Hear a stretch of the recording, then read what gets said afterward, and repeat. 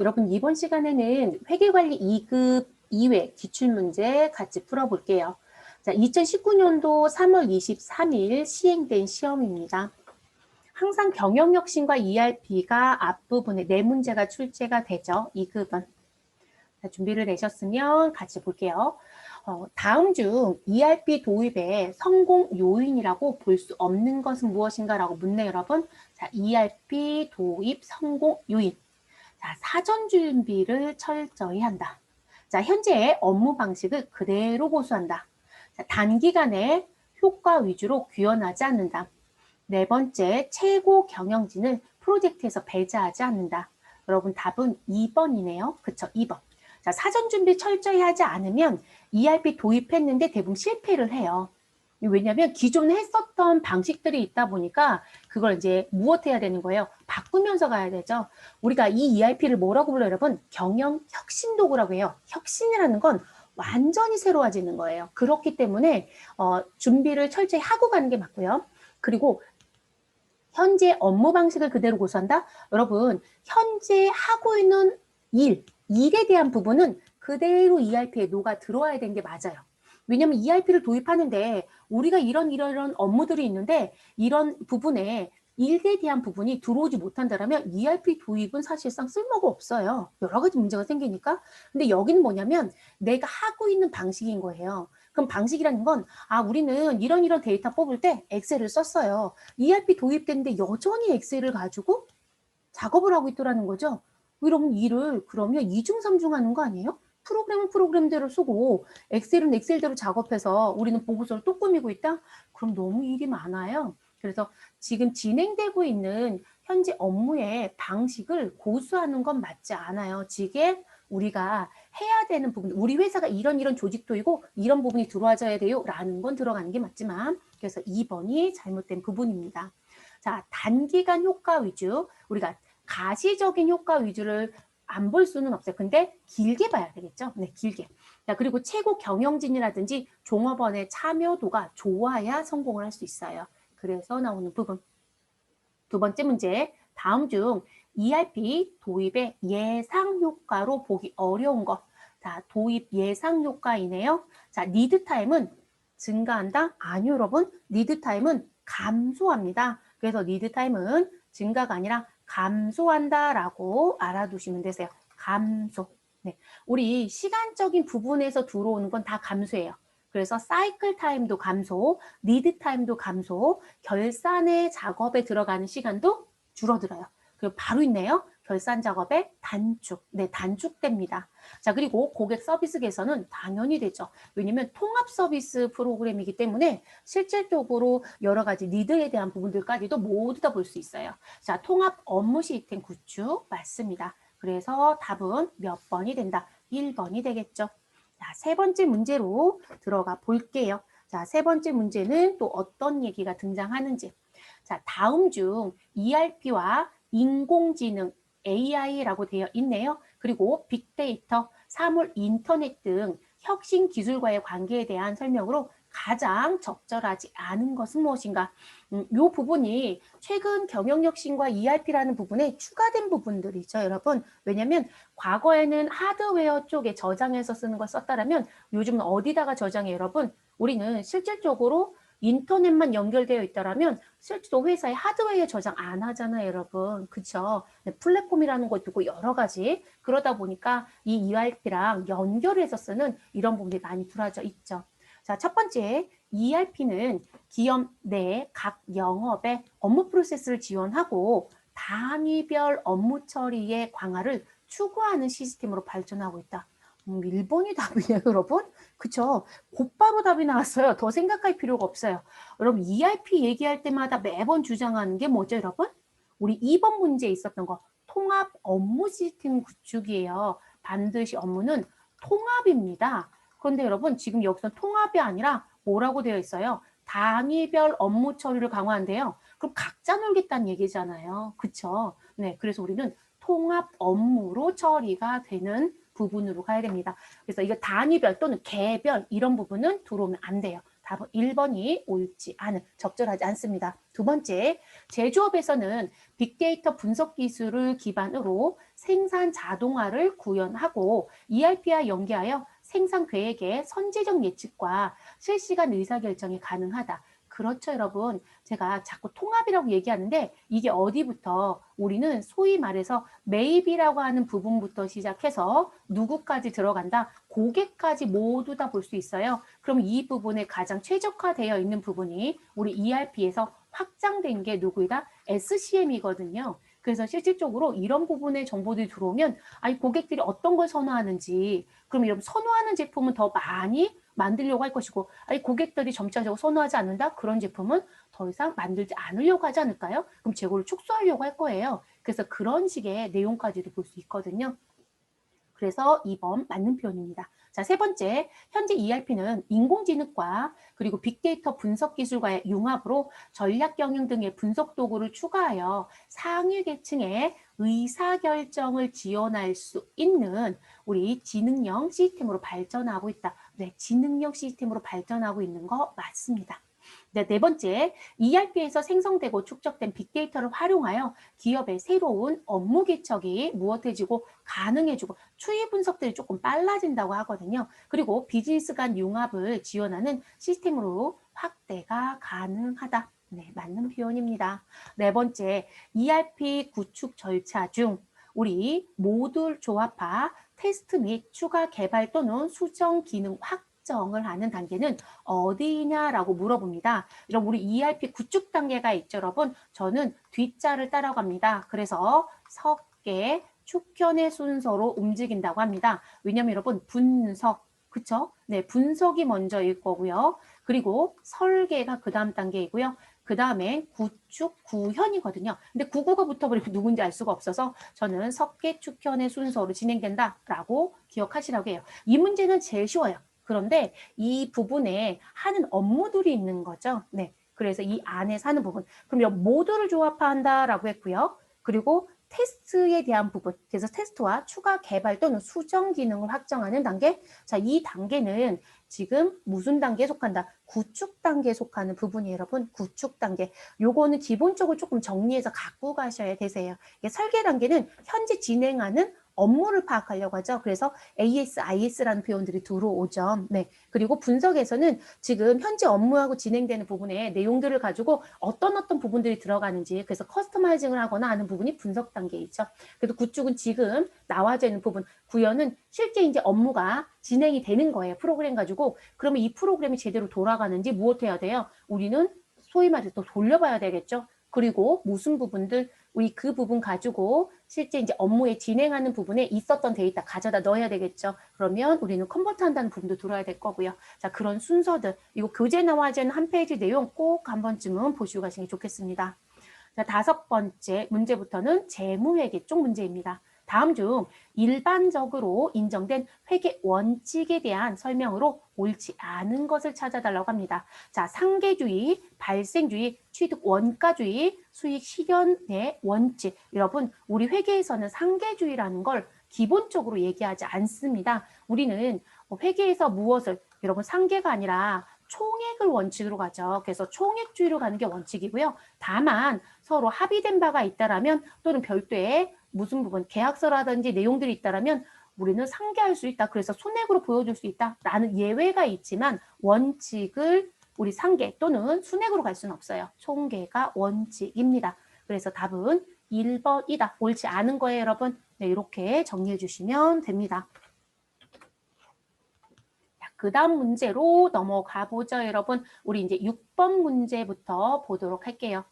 다음 중 회계의 목적에 대한 설명으로 옳지 않은 것은 이라고 묻습니다. 자, 회계 목적. 자, 여러분 회계의 목적은요. 사실상 회계라는 건 지금 기업에 대한 언어이잖아요. 그럼 기업을 운영하는 과정 중에 얼마를 벌었고 얼마를 썼고 얼마가 남았고 어떻게 해서 사업을 진척시킬 건지 이런 내용을 전부 다 회계에서 보여줘야 되겠죠. 그럼 그 회계가 가지고 있는 목적이에요. 자, 일단 여러분 회사에 우린 주식회사로 놓고 봤을 때 주식회사의 주인은 누구이다? 여러분 주인은 주주가 주인인 거죠. 그쵸? 자, 그러면 이 주주가 주인이고 주주들은 우리가 열심히 일해서 벌면 그들은 얼마나 가져가겠다라고 얘기를 할 거란 말이에요. 그러면 이 회사에 가서 봤더니 누가 있더라? 회사의 대표가 있거든요. 여러분 이 대표가 회사의 주인이? 아니에요, 여러분. 그 대표는 무엇을? 아니, 나 월급 받고 있어요. 이렇게 얘기하죠. 그쵸? 자, 그렇게 들어가니까 이 대표가 회사에 대한 운영을 잘하는지 못하는지 보여줘야 되지 않아요? 그쵸? 그게 회계의 목적에도 그게 들어올 수 있는 거예요. 그러면 경영자에 대한 수탁 책임에 대한 정보를 제공할 것이다. 그쵸? 경영자에게 우리 회사를 맡겼잖아요. 그럼 이 사람이 얼마나 잘 꾸려가고 있는지를 봐야 되겠죠. 그래서 대표적으로 누구로 이걸 봐죠. 손익계산서로 대표적으로 보죠. 네, 경영성과가 얼마나 잘 나왔는지 이렇게 볼 거고요. 자, 회계 감사 방법과 절차에 대한 정보를 제공한다. 물론 회계는 회계 감사하고는 달라요, 여러분. 그래서 이번에 있는 회계 감사는 내부적인 부분으로 들어가야 돼요. 네, 내부적으로 결정하는 부분이에요. 그래서 이 부분은 외부에 보여주는 회계의 내용하고는 다른 부분이에요. 그래서 옳지 않은 거니까 답은 2번이 되겠네요. 세 번째, 미래 현금 흐름에 대한 예측에 대한 유용한 정보를 제공한다. 그럼 회계라는 건 정보 이용자들, 자, 그쵸? 정보 이용자들한테 유용한 정보를 제공하는 게 목적이에요. 그 중에 현금 흐름 예측도 보여줘야 되겠죠. 자, 그래서 이 현금 흐름 예측은 우리 무엇으로? 손익계산서와 그리고 현금 흐름표라는 게 있죠, 여러분. 자, 그래서 현금 흐름표 또는 손익계산서 두 가지를 가지고 가름할 거예요. 그래서 현금 흐름표가 그런 거 보여줄 수 있고요. 자, 회사가 얼마를 벌어서 얼마가 남겨져 있고 그리고 얼마를 갚을 게 있고 이런 부분도 보여줘야 되겠죠. 재무 상태 됐을까요? 그럼 재무 상태에서는 회사가 가지고 있는 자산 그리고 회사가 갚아야 되는 부채 그리고 내돈 순수한 내돈은 얼마인지 이걸 보여줄 거고요. 그리고 자본을 증가시키는 요인으로 들어가는 내가 사업을 해서 얼마를 벌어들였는지에 대한 우리 손익을 보여주는 경영성과에 대한 것도 같이 보여주죠. 자, 그래서 재무상태와 경영성과 및 현금 흐름 등에 대한 정보를 무엇한다? 보여준다. 그래서 재무상태표, 손익계산서, 현금 흐름표 이해됐어요, 여러분? 그런 내용들. 그러면 4번도 맞는 얘기죠. 7번째. 다음에 보기는 무엇에 대한 설명인가? 라고 묻습니다. 자, 일정 시점에, 자, 중요한 키는 일정 시점으로 시작했다는 거. 기업이 소유하고 있는 자산과 채권자에게 지급할 부채, 그리고 주주에게 지급해야 될 자본의 상태를 보고하는 보고서이다. 자, 여러분, 자산이 보이고요. 그리고 갚아야 될 빚이 있고요. 그리고 주주한테 줘야 될 자본에 대한 내용을 보여준대요. 그럼 자산, 부채, 자본이 보여지는 재무제표는 누구이다? 재무상태표. 그래서 이건 재무상태표만 무엇으로 가요? 우리 정태적 보고서라고 얘기하죠. 그죠? 일정한 점을 찍어서 보는 거. 그래서 일정 시점. 근데 자본변동표, 현금흐름표, 손익계산서는 일정 기간이에요. 그쵸? 그래서 동태적 보고서입니다. 그래서 답은 3번. 보기를 보고 영업이익을 계산하면 얼마인가 라고 얘기합니다. 그럼 이런 영업이익은 누구에서 우리 위에서부터 쭉 써볼게요. 자, 매출액에서 누구를 빼주시면 된다. 매출 원가를 무엇하면 된다.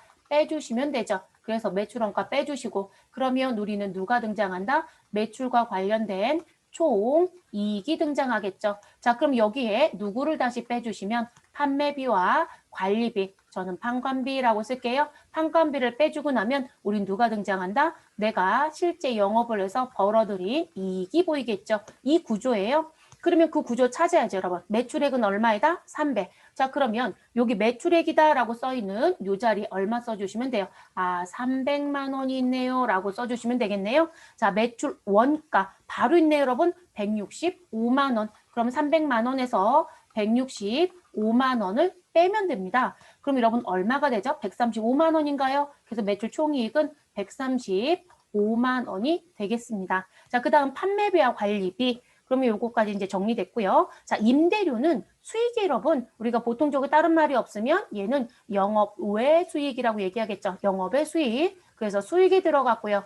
자, 매도 가능 증권 평가 2. 이런 매도 가능 증권을 평가해서 나오는 건 우리 어디에? 재무상태표 자본에 들어갑니다. 그리고 자본의 항목은 5개죠. 그중에 어디에 들어간다? 기타, 포괄, 손익, 누계액에 속하죠.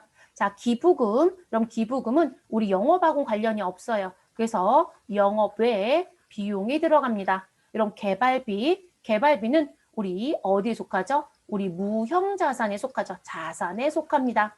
자, 대손상각비, 이런 기타의 대손상각비가 아니에요. 그냥 대손상각비. 그러면 이 부분은 판매비와 관리비에 속하는 거죠. 그럼 여러분 판매비와 관리비는 얼마가 있어요? 44만 원이 있다. 이렇게 되네요. 그럼 이런 135만 원에서 얼마를 빼주시면 44만 원을 빼주시면 얼마가 돼요? 91만 원이 되나요? 네. 계산기 다 갖고 들어가실 거니까 91만 원. 그럼 답은 몇 번? 1번이 되네요. 자, 이런 패턴의 문제 자주 나와요, 여러분. 그래서 매출액에서 매출원가를 빼면 매출 총이익이고, 매출 총이익에서 판매비와 관리비를 빼면 영업이익이고, 영업이익에 영업의 수익은 더하고 영업의 비용은 빼서 우리 법인세 차감전 순이익이 나옵니다. 그 금액을 가지고 법인세 비용을 계산해서 법인세 비용을 빼면 우리는 단기에 벌어들인 순이익이 나온다. 이렇게 얘기하죠. 구조 반드시 기억하실 것.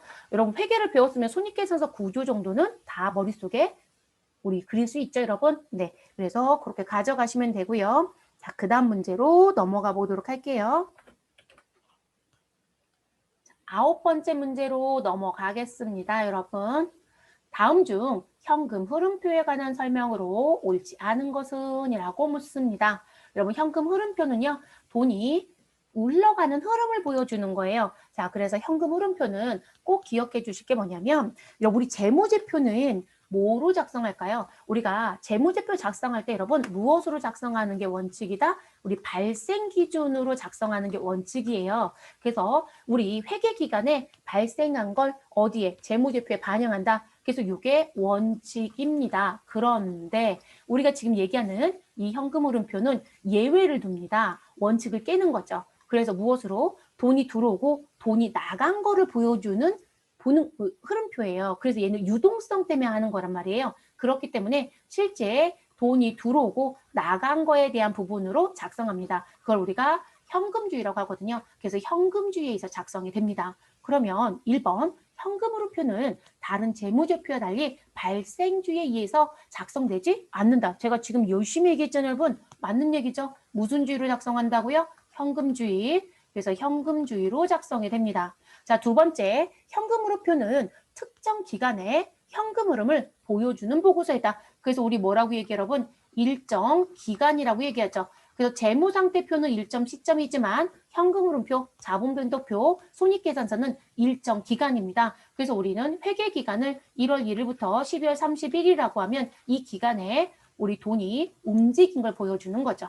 자, 세 번째, 영업상 어려움으로 인해 자금의 차입은 영업 활동에 의한 현금 흐름에 해당한다. 자, 여러분, 현금 흐름표의 활동은 무슨 활동? 영업 활동이 있고요. 영업 활동. 자, 그리고 또 무슨 활동이 있을까요, 여러분? 우리 투자 활동이 있고요. 그리고 우리 무슨 활동? 재무 활동이 있어요, 여러분. 그럼 영업 활동은 말 그대로 우리 사업자 등록증에 나와 있는 업태 종목의 활동이에요. 그러면 내가 재고, 자산을 무엇한다? 사고, 판다. 이런 게 여기에 들어오겠죠. 됐을까요? 투자 활동은 말 그대로 시세 차익의 내용이에요. 시세 차익. 자, 그럼 시세 차익의 대표적인 게 뭐예요? 투자 자산. 이해됐어요? 그런데 조심할 게 뭐냐면 이 투자는 시세 차익의 관점도 있지만 내가 사업을 하기 위해서는 미래를 보고 무엇하게 돼요? 우리 뭔가 확장한다고 하죠. 설비를 증설하였다. 이런 부분. 그러다 보니까 여기에는 유형자산과 무형자산의 사고 파는 얘기도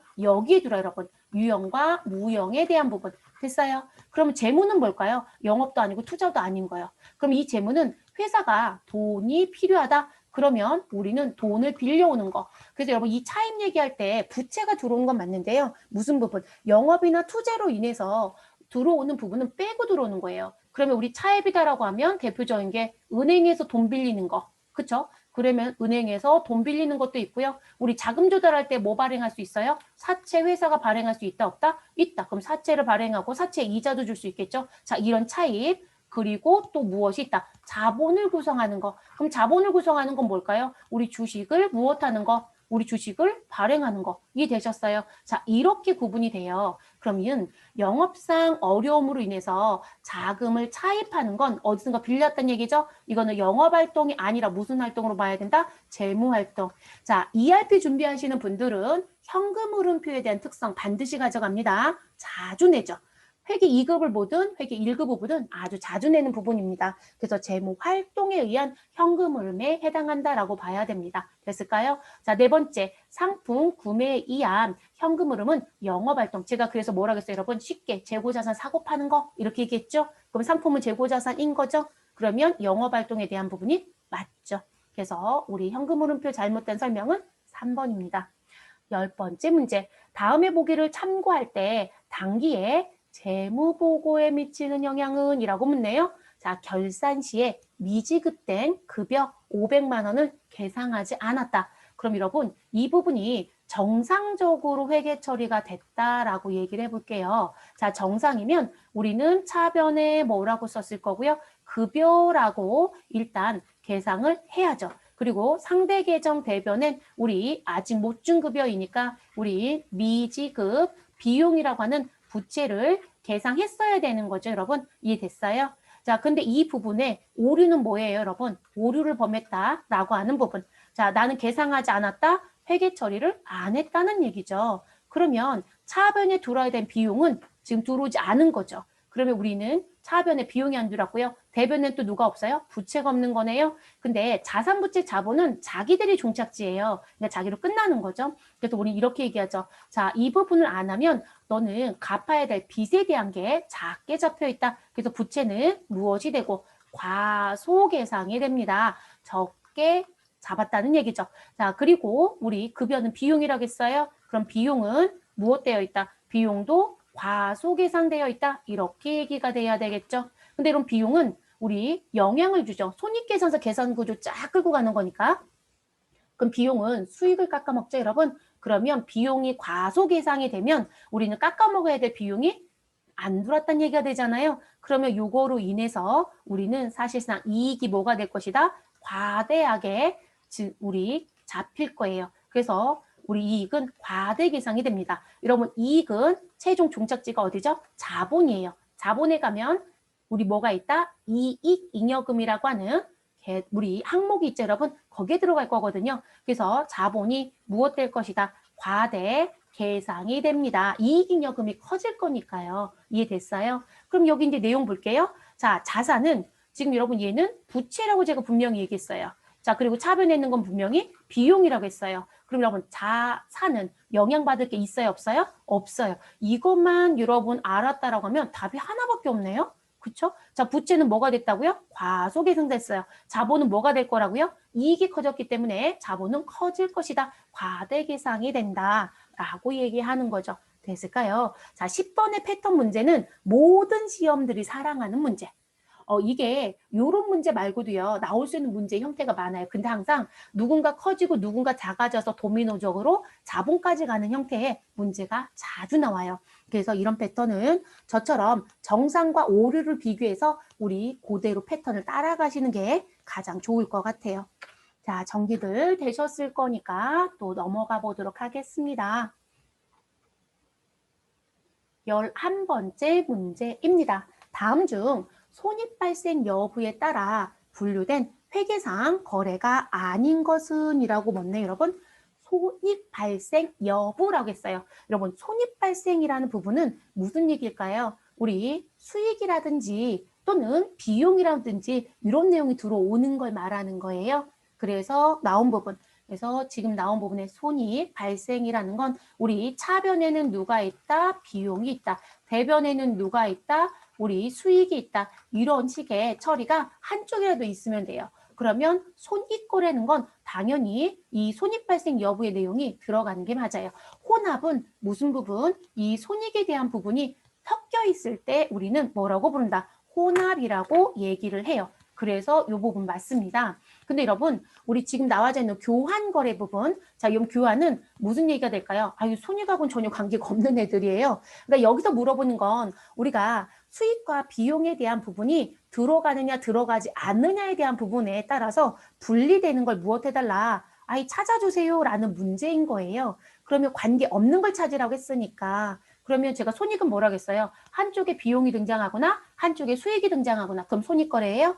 자, 그리고 교환거래는 수익이나 비용이 아예 없는 거. 그러면 지금 교환거래는 누가 들어올 것이다? 우리인 자산과 그러면 한자만 쓸게요. 부채와 그리고 자본이 등장하는. 그러니까 여긴 수익과 비용이 아예 없는 거. 이게 교환거래예요. 됐을까요? 자, 그리고 혼합은 뭐라고요? 혼합은 누구와? 교환거래와 누가 같이 들어가 있다? 손익의 거래가 같이 섞여 있는 거. 그래서 이 대표적인 혼합거래가 무슨 부분이시냐면 아, 나는 지금 은행에서 이자를 받았다. 근데 이자 왜 받았어? 라고 물어봤더니 아, 나 정기 예금이 만기가 됐어. 그래서 차변에 정기 예금 있었던 걸 대변에 없애는 거예요. 그리고 같이 이자 받은 거죠. 이자, 수익. 됐어요, 여러분? 그리고 우리는 미리 세금 뗄 게 있으면 선나 세금이 있다고 정리할 거고요. 그리고 나머지 돈은 보통 예금에 들어왔어요 라고 하는 부분. 그럼 여러분 선납세금, 보통예금, 정기예금, 자산이죠.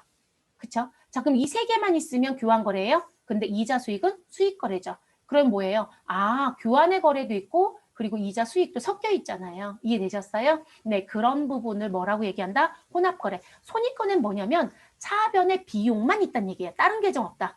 그리고 대변엔 수익만 있다. 이런 얘기인 거예요. 그렇게 나오는 걸 손익 두 개 섞여 있으면 혼합. 그러니까 관계없는 건 누구이다? 대체거래의 3번이 됩니다. 여러분 이 대체거래를 쓸 때는 무슨 부분이냐면 요거는 여러분 손익 발생 여부가 아니고요. 현금에 대한 부분의 동반 여부예요. 그래서 우리가 현금이 무엇 된다? 나갔다, 들어왔다. 그러면 무슨 거래가 될까요? 나가면 출금 거래, 들어오면 입금 거래. 근데 현금이 전혀 동반되지 않는다? 대체 거래 또는 일부 섞여 있을 수도 있어요. 그래서 이 부분은 현금과 관련돼서 들어오는 부분이었을 때 쓰는 게 3번이다. 이렇게 봐주시면 돼요. 됐을까요, 여러분? 네. 그래서 여러분 기억하실 건 손익 발생 여부에 따른 분류는 교환거래, 손익거래, 혼합거래, 현금 수수 여부에 따른 분류는 현금거래, 대체거래. 이해됐을까요? 또는 그 현금거래가 출금과 입금이라는 표현으로 얘기할 수도 있습니다.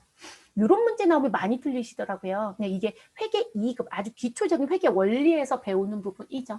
다음 중 자산이 증가하는 거래를 분개할 때 나타날 수 있는 항목은 이라고 얘기합니다. 여러분 자산이 무엇 한다고요? 증가. 여러분 자산의 증가는 우리 거래의 8요소가 있죠? 거래의 8요소에서 자산의 증가는 어느 변에 있는 요소인가요? 여러분 자산의 증가는 차변 요소이죠? 차변.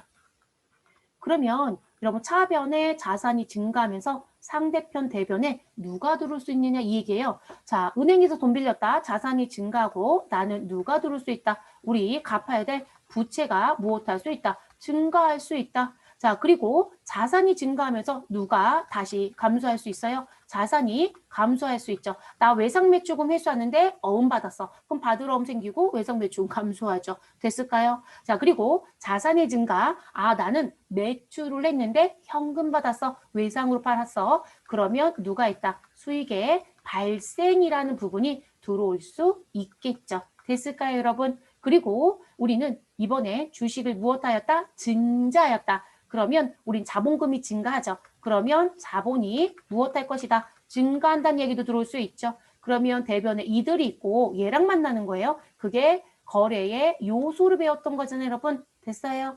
그러면 수익 계정의 발생, 제가 수익 발생할 수 있다고 했어요? 맞죠? 자, 부채 계정의 감소, 이런 부채의 감소는 차변 요소예요. 감소가 아니라 뭐로 가야 돼요? 증가이겠죠. 자, 자본 계정의 감소, 그럼 자본 계정은 뭐 한다겠어요? 증가한다겠어요, 여러분. 자, 비용 계정의 발생, 비용은 차변 요소죠, 여러분. 그쵸? 네, 비용은 아예 거론할 수 없고요. 그러면 우리 지금 나타날 수 있는 항목은 누구이다? 1번. 그러니까 여러분 12번의 문제는 우리 회계라는 거 처음 접할 때 여러분 거래의 8요소라는 거 배우셨어요? 안 배우셨어요? 배우셨죠? 그러면 차변에 있는 요소가 대변의 요소로 만나는 거잖아요. 그 관계를 물어보는 문제예요.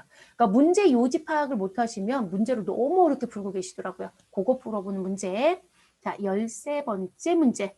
자, 다음 중 분계에 관한 설명으로 옳지 않은 것은 이라고 묻습니다. 분계에 대한 설명. 자, 분계를 할 때 차변에 기록하는 금액과 대변에 기록하는 금액이 항상 일치하는 것은 아니다? 여러분, 옳지 않은 거예요? 답이 바로 나오지 않았어요? 우리 답은 1번이네요. 그쵸? 1번. 여러분, 왜냐하면 우리 차변에 기록하는 금액과 대변에 기록하는 금액은 항상 일치한다예요, 여러분. 일치한다. 무슨 부분? 거래 이중성 얘기하잖아요. 거래 이중성은 원인과 결과에 의해서 차변에 누군가를 쓰고 대변에 누군가를 쓰는 거죠. 근데 그 부분에 원인과 결과를 쓰고요. 거기에 뭐가 같이 붙어요? 금액. 근데 그 금액이 다를 수 없어요. 그래서 거래 이중성이 그런 특징을 갖고 있는 거거든요. 그래서 거래 이중성에 의해서 하기 때문에 절대로 다룰 수 없어요. 그리고 그 거래 이중성이 계속 발생이 되면 누적이 되죠, 여러분. 그 누적된 정보가 모여있는 게 뭐다? 합계잔액 시산표. 그래서 합계잔액 시산표에서 결정하는 거 하나가 있죠. 차변의 합계와 대변의 합계는 항상 무엇해야 된다? 같아야 됩니다. 라고 해서 대차 평균의 원리라는 것까지 가는 거죠. 그러니까 거래 이중성이 나와서 대차 평균의 원리까지 가는 거예요. 됐을까요? 자, 차입금의 증가는 대변에 기록하고, 그렇죠. 부채이니까요. 부채의 증가입니다. 그리고 우리 감소는 차변에 기록한대요. 그렇죠? 부채의 증가는 대변, 감소는 차변. 자, 분계를 기록한 장부를 분계장이라고 하죠. 주요 장부이죠, 여러분. 자, 현금의 증가는 차변, 자산에 해당이 되니까요. 자, 그리고 감소는 대변에 기록합니다. 13번은 점수를 주려고 낸 문제 아닐까요? 네. 그래서 매우 쉬웠던 문제이네요. 자, 14번 문제로 넘어가도록 할게요, 여러분. 자, 14번 문제는 여러분 이 옆에 수정이라고 제가 써드렸어요. 여러분 이거 왜 제가 수정이라고 썼냐면 이 문제가 오출제가 됐어요. 그래서 이 문제 다 맞았으면 했어요. 그래서 정상적인 부분으로 바꿔놨습니다. 다음은 결산 절차를 나타낸 것이다. 가장 적절한 것은 자 14번 문제는 ERP뿐만 아니라 다른 시험에도 나오면 많이들 틀리시더라고요. 틀리지 마시게끔 꼭 정리하실 것. 자, 결산 절차라고 했어요, 여러분. 우리가 회계 순환 과정이라고 하는 부분에서 분명히 시작 전부터 시작을 했을 거예요. 그럼 회계 순환 과정에서 일단 제일 먼저 나오는 게 무엇일까요? 거래라는 게 나오죠. 그래서 우리는 회계상에 거래가 발생했어요 라고 하면 가장 먼저 거래가 나옵니다. 이 거래를 가지고 이런 회계상의 거래만 해야 되겠죠? 그럼 우리는 뭘 해요? 분계라는 걸 하죠, 여러분. 그쵸? 우리는 분계라는 걸 합니다. 거래 판료제에서 분계를 하면 우린 뭐가 나올 것이다? 분계장이 나올 거고요. 그럼 이 분계했던 내용이 어디에? 우린 장부에 모여야 되겠죠? 그 장부가 계정을 모두 다 모아주는 것이다 라고 해서 총계정 원장에 모인다 라고 하죠. 그래서 여러분 이 총계정 원장에 분계 내용을 무엇하는 거? 옮겨 적는 걸 우린 뭐라고 해요? 전기한다 라고 하죠. 그래서 전기에서 총계정 원장이 나와집니다. 자, 그럼 이 행위를 지속적으로 했을 거예요. 그러면 요걸 가지고 무엇한다? 최종적으로 여러분 시산표가 나오는 거예요. 시산표. 됐을까요? 잔액만 보여주면 잔액 시산표, 합계만 보여주면 합계 시산표. 근데 우리는 합계 잔액 시산표를 보편적으로 쓰죠.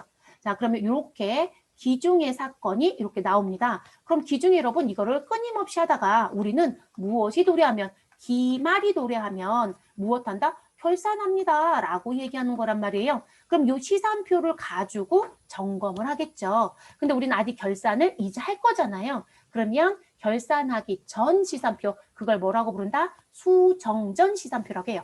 그러면 일단 1번부터 4번 중에 우리는 수정전자가 붙은 것만 체크를 합니다. 그러면 여러분 2번은 아웃이에요. 네, 그쵸? 자, 4번 수정전 시산표 맞습니다. 그럼 수정전 시산표를 가지고 무엇을 하자? 우리 결산할 거 무엇인지 뽑아내야죠.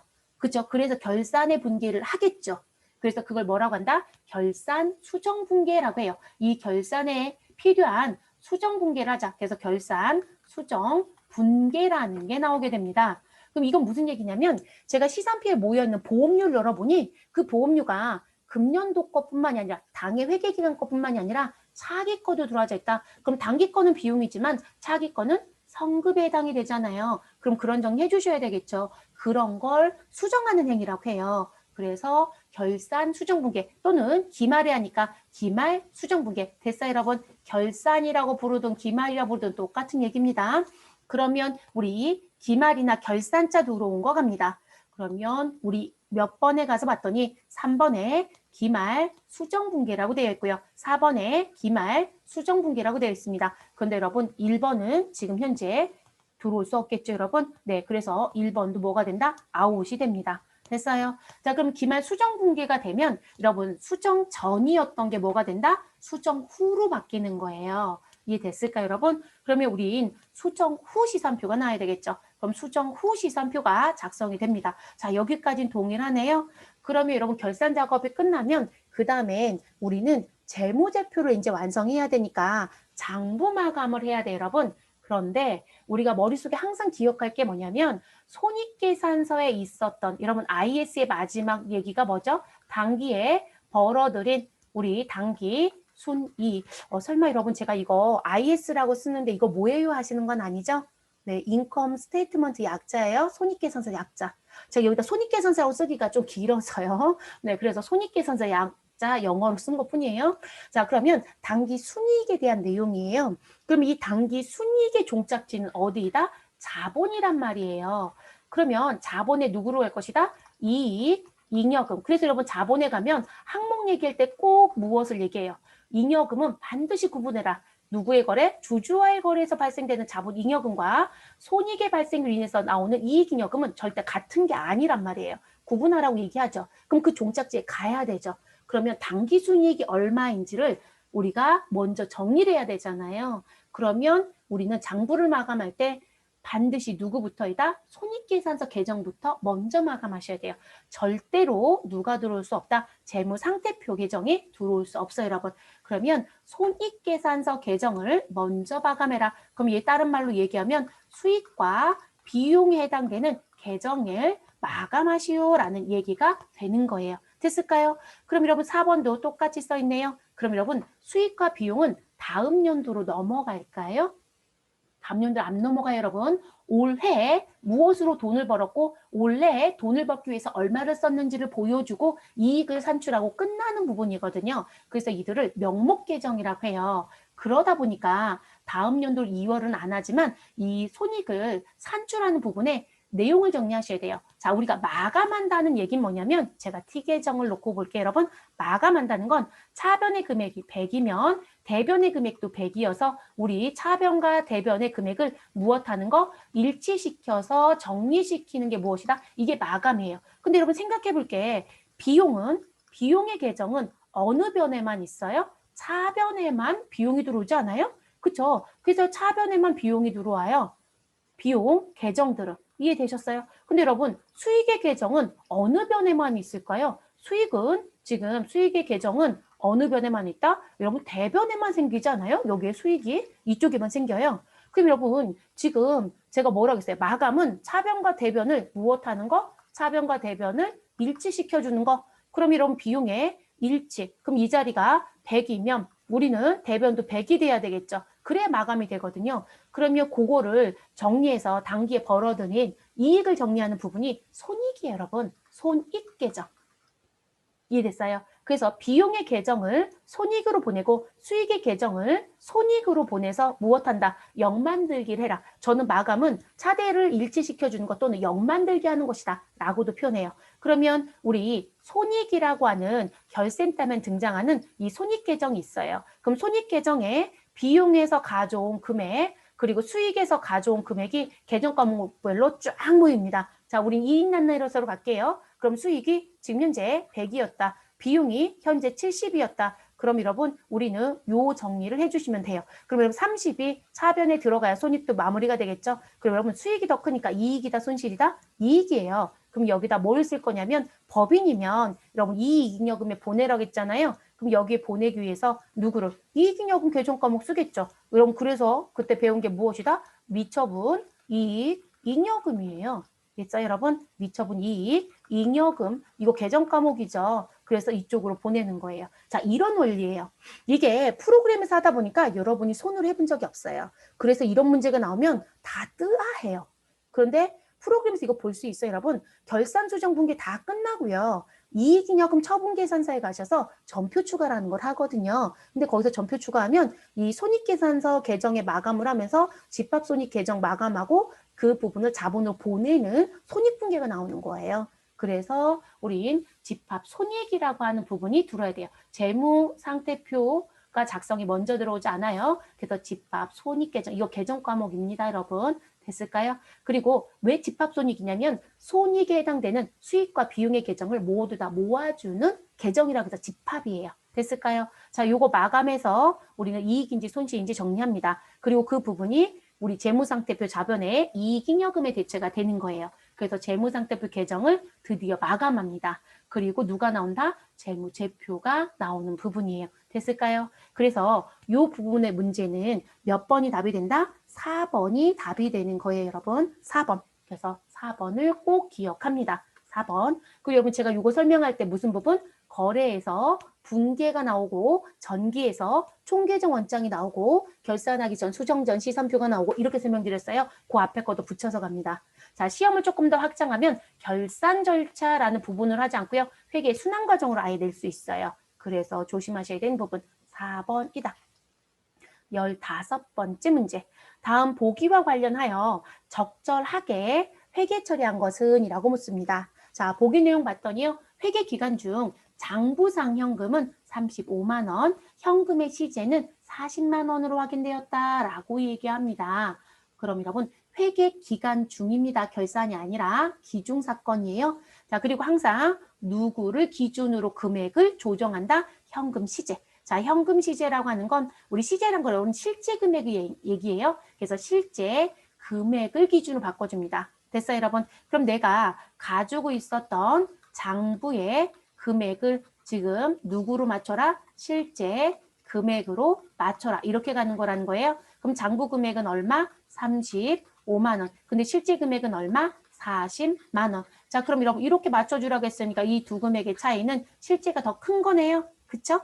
그러면 우리는 금액을 증가시켜요? 감소시켜요? 증가시켜야 되겠죠? 얼마? 5만 원을 증가시켜야 실제 금액하고 일치하죠. 이해됐어요, 여러분? 그러면 현금을 증가시키라는 얘기하고 똑같은 거잖아요.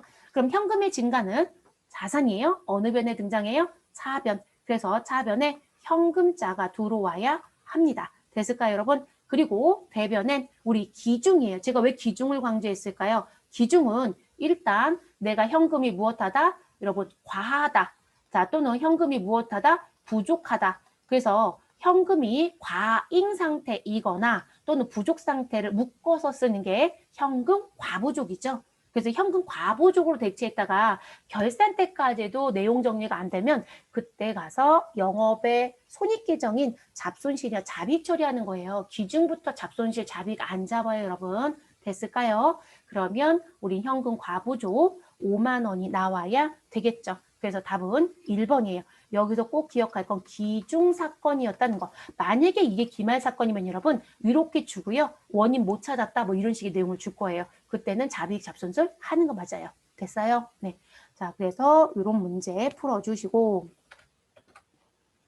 그 다음으로 넘어가 보도록 할게요, 여러분. 16번째 문제. 자, 보기의 자료를 이용하여 계산한 우리 20X9년 말 재무상태표에 표시될 대손 충당금은 얼마인가? 라고 얘기합니다. 자, 그리고 2000X9년 중 거래처 중 자, 주식회사 동안에 매출채권 2만 원 회수 불가능한 것으로 무엇되었다? 확정되었다라고 얘기하네요, 여러분. 그럼 못 받는 돈이 생겼어요 라는 얘기죠. 그래서 이런 걸 우리가 뭐라고 해요, 여러분? 대손금이 발생했어요 라고 얘기하죠. 그럼 여러분, 대손금이 발생하면 내가 가지고 있었던 누구랑 대손 충당금이랑 일단 우리는 무엇 할 것이다? 정리 먼저 하는 거죠. 그래서 대손금이 발생하면 대손 충당금과 무엇한다? 우선 상계하세요. 그리고도 대손 충당금이 없다라면 우린 대손 상각비라는 비용 처리할 거예요. 일단 이건 기억해 주시고 두 번째, 자 2000X9년 말 회사는 보유하고 있던 200만 원의 매출 채권 중에서 3%가 회수 불가능한 것으로 판단되었다라고 얘기합니다. 됐어요, 여러분? 그러면 우리 이거 지금 정리해 달라는 얘기잖아요. 그러면 정리하는데 크게 어려울 게 있을까요? 네, 크게 어려울 건 없을 것 같습니다. 그럼 지금 나와져 있는 부분 문제 풀어달라고 하는 거니까 우리 지금 풀면 되죠, 여러분? 자, 정리해 볼게요. 자, 지금 내용 보시면 19년도 중에 거래처에서 발생됐던 그 매출 채권에 대한 2만 원은 회수 불가능한 거로 확인이 됐다라고 얘기를 했어요. 그러면 지금 요 1번에 있는 부분은 회계 처리를 하면 우리는 무엇으로 갈 것이다. 여러분 여긴 재무상태표에 표시될 대손 충당금 금액이에요. 그쵸? 대손 충당금 액은 이렇게 얘기하네요. 그럼 요 부분은 사실상 우리 차변에 누구 대손 충당금이 있었다라면 얘랑 정리하고 그리고 상대 계정 대변엔 누구 매출 채권이라는 걸 정리했겠죠. 됐을까요? 자, 그리고 결산할 때 이거 설정하라고 했는데 자, 여기서 오해하지 말아야 될 게 있어요. 이 부분의 문제를 어떻게 해석한 분들이 계시냐면 아니 대손 충당금이 얼마가 있었는지 줘야 아니 내가 대손 충당금을 계산하지 막 이렇게 주장을 하셨더라고요. 여러분 지금 제가 여기다가 왜 표시했을까요? 자 여러분 지금 우리가 대손 충당금을 물어봤지 대손 충당금 자 요걸 물어본 거죠? 우리한테 대손 충당금을 물어봤지 대손 충당금 설정액을 물어본 게 아니에요, 여러분. 이해되셨어요?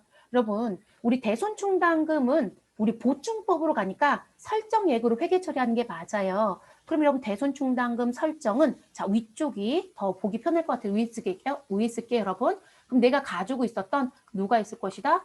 채권, 잔액이 있을 것이다. 그럼 이 채권 잔액에 곱하기 나 못 받을 것 같아요 라고 하는 대손 추정에 대한 저 그냥 대손율로 쓸게요. 대손 추정률을 곱하죠. 자 그리고 나서 여기에서 누구를 빼요? 내가 가지고 있었던 누가 있으면 대손 충당금 잔액이 있으면 얘를 빼서 우린 무엇 하겠다? 대손 충당금 얼마를 설정하겠다 또는 환입하겠다는 거잖아요. 우린 지금 설정액 물어봤어요. 설정액은 여러분 차변의 대손 삼각비 대변의 대손 충당금으로 가는 금액이잖아요. 우린 지금 이 자리 물어본 거예요. 이해되셨어요? 그래서 지금 설정액이 아니라 우리는 뭘 물어봤다. 야 대손금 얼마가 필요할 것 같아? 우리 그래서 대손 충당금에 대한 추정을 의미하는 부분이거든요. 그래서 채권잔액 곱하기 대손율은 우리 재무상태표에 우리 채권 아래쪽에 있는 대손 충당금의 금액이 얘하고 같아야 돼요. 그걸 물어본 본입니다. 그래서 1번은 아무 관계가 없어요. 그러면 우리는 200만 원에 얼마 곱하기 3% 그러면 얼마에다 6만 원이 우리 재무상태표에 뭐 될 것이다? 있을 것이다. 이해됐어요, 여러분? 답은 몇 번? 4번. 그러니까 해석을 잘못하면 문제가 산으로 가는 거예요. 네, 그래서 16번은 문제 잘 보실 것. 그리고 워낙에 시험 문제가 여러분 재무상태표에 표시될 대손 충당금이라고 하는 이 추산액 또는 추정액을 물어보지 않고 대부분 설정액을 정말 많이 물어봐요. 그러다 보니까 무조건 다 설정액으로 생각을 하시는 것 같아요. 그렇지 않다라는 거. 17번째 문제 보겠습니다. 보기에 의해 측정된 주식회사 생산성의 2019년 12월 31일에 기계장치에 대한 장부 금액으로 적절한 것은? 이라고 묻습니다. 여러분, 우리 유형자산의 장부 금액은 어떻게 계산하죠, 여러분? 장부가액 또는 장부 금액. 장부 금액은 내가 얼마 주고 샀습니다. 라고 하는 취득 원가가 있겠죠. 자, 그 원가에서 누구를 뺀다? 우리는 감가, 상각해서 쌓아놓은 감가상각 누객을 빼죠. 그게 장부금액이에요. 그러면 지금 물어본 건 장부금액 물어봤으니까 요거 정리해 주셔야 되겠네요. 자, 취득일자는 2018년 1월 1일. 자, 취득의 금액은 2천만 원. 잔존가치는 500만 원. 내용연수는 10년. 자, 상각은 무엇으로 가겠다? 정액법을 합니다. 라고 합니다. 그럼 여러분 정액법 공식 다 알고 계시죠? 자, 저는 요 자리에 쓸게요. 자, 우린 정액법. 정액법은 여러분 매년 상각되는 금액이 동일하다는 게 특징이죠. 자, 그럼 우리 무슨 금액에서 내가 사가지고 온 취득 원가에서 누구를 빼자? 잔존 가치 또는 잔존 가액을 빼겠죠.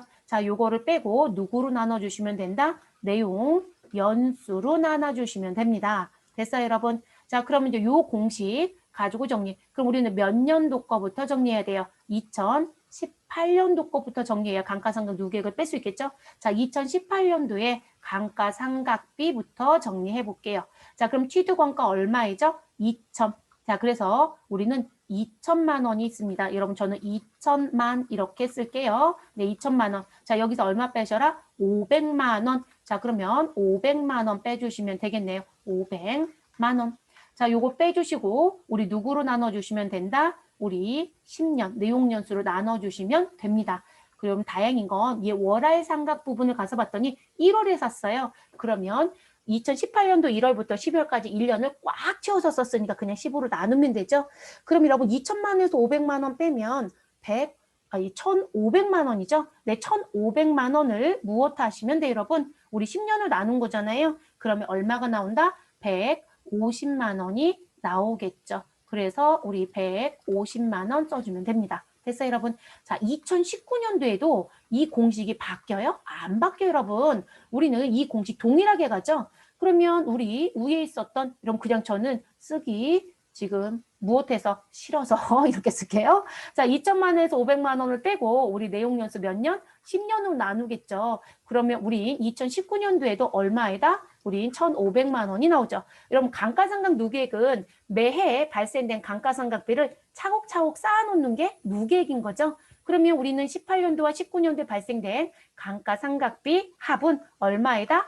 300만 원. 그럼 감가상각 누계액은 300이겠네요. 그러면 장부금액은 취득원가 얼마에서 우리 2천만 원에서 얼마 빼시면 300만 원을 무엇하시면 된다? 빼주시면 되죠. 자, 그래서 장부금액은 얼마가 된다? 우리 1,700만 원이 되겠네요. 그래서 1,700만 원 정리. 그럼 여러분 17번의 답은 몇 번이 돼요? 우리 2번이 1,700이죠. 네, 요게 답이 되겠네요. 그래서 이렇게 정리. 자, 18번 문제로 또 들어가 볼게요.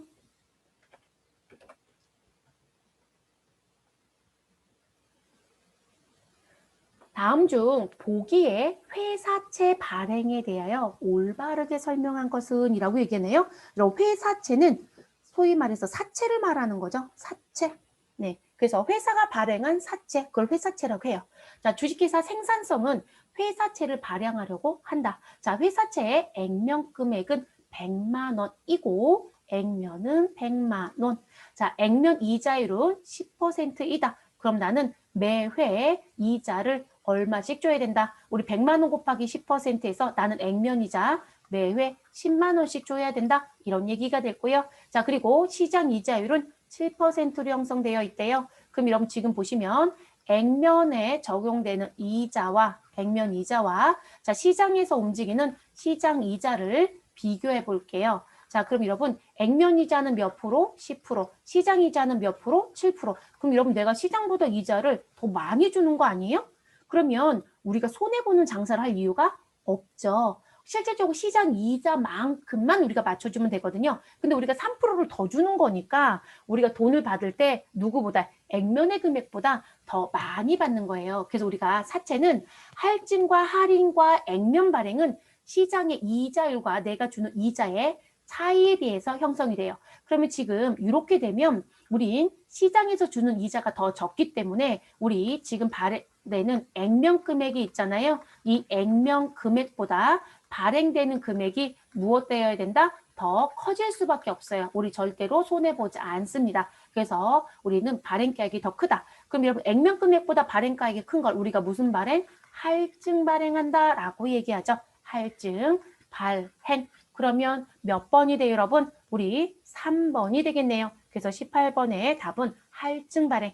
그래서 할증 발행은 시장에서 주는 이자와 액면 이자를 비교했을 때 이제 차이를 가져가실 거. 그럼 액면 발행은 여러분 여기다 쓸게요. 여러분 제가 여기다 액이라고 쓰는 건 액면 이자율. 그럼 액면 이자율과 시장에서 주는 이자율이 무엇하다? 같다가 액면 발행. 할인 발행은 액면 이자율과 시장 이자를 비교했을 때 우리 내가 주는 이자보다 시장에서 주는 이자가 더 크다. 그럼 할인 발행. 자, 그리고 할증 발행은 액면 이자와 시장 이자율을 비교했을 때 액면의 이자율이 더 크다. 그러면 할증 발행입니다. 뭐 이거로 포기하진 않습니다, 여러분. 발행은.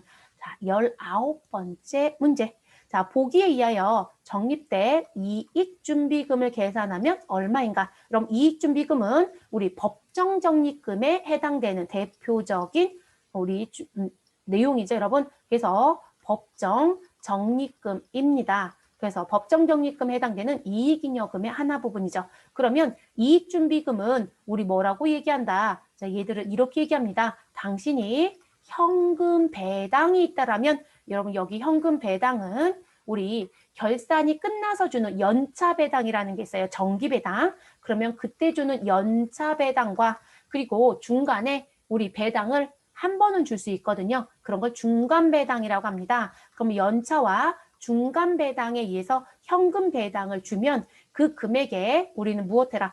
최소 얼마는 적립해야 된다. 최소 10% 이상은 적립해야 된다. 이렇게 얘기합니다. 그런데 그 돈이 얼마에 달할 때까지 우리 최대 자본금의 2분의 1에 달할 때까지 그래서 자본금의 우리는 2분의 1에 달할 때까지 무엇한다? 적립한다라고 얘기해요. 자, 이 부분은 항상 기억합니다. 자, 자본금은 현재 얼마에다? 1,000만 원. 자, 그럼 여러분 적립은 얼마까지 하라고요? 이 금액의 2분의 1. 그럼 2분의 1이면 50%인 거죠? 자, 그러면 실제 이익준비금은 500만 원까지는 적립할 수 있다가 돼요. 달할 때까지라고 했으니까. 자, 당기순이익은 200만 원이 있고요. 이익준비금은 상법에 최소 한도액만 적립한대요. 여러분 최소 뭐라고 했어요? 10%. 누구의? 현금 배당에. 자, 우리 주주에 대한 배당금을 가서 봤더니요. 15%를 주는데 현금 배당은 10%, 주식 배당은 5%. 자, 여러분 우린 자본금에 대해서 10% 주겠다는 얘기잖아요. 그러면 현금 배당의 금액은 우리 얼마에 대해서 1,000만 원 곱하기 10% 하시면 얼마가 되죠, 여러분? 100만 원이겠네요. 그러면 현금 배당은 100만 원이 됩니다. 됐어요? 자, 그러면 이 100만 원에 우리 최소 몇 프로? 10% 주겠다는 얘기죠. 그러면 얼마가 된다? 10만 원이 되겠네요. 그러면 우리 이익준비금은 얼마가 된다? 10만 원. 그래서 19번의 답은 몇 번? 1번이에요, 여러분. 그래서 이게 공식처럼 쓰면 우리 내가 가지고 있는 자본금 원래 여러분 배당은 액면 배당하는 거거든요. 이게 액면 금액이잖아요. 그러면 요 금액에 우리 현금 배당은 몇 프로 주겠다? 10% 주겠다. 그런데 이게 현금 배당 금액인데 최소 몇 퍼센트는 적립하라고 되어 있다? 10%. 그래서 10% 이상 또는 10분의 1 이렇게 표현해요. 그러니까 10만 원이 나오잖아요. 됐을까요? 그래서 공식을 쓰면 이런 원리가 되겠죠. 자, 마지막 문제 들어가 볼게요. 20번 문제입니다. 다음에 보기의 내용에 따라 매출원가를 계산하면 얼마입니까? 라고 묻습니다. 참 매출원가, 영업이익 뭐 이런 거 계산하는 문제 참 열심히 내주고 있습니다. 여러분 매출원가는 우리 꼭 기억해야 되는 공식 있어요. 무조건 기억합니다. 그럼 매출원가는 우리 어디에? 위에다 쓸게요. 내가 가지고 있었던 우리 기초 재고가 있을 겁니다. 그리고 여기에 누굴 더해준다? 사가지고 온 금액. 그런데 우리 순 매입액을 더하는 게 맞죠. 그래서 순 매입액을 더해주고요. 누구를 뺀다? 창고에 남겨져 있는 기말 재고의 금액을 빼주시면 되죠.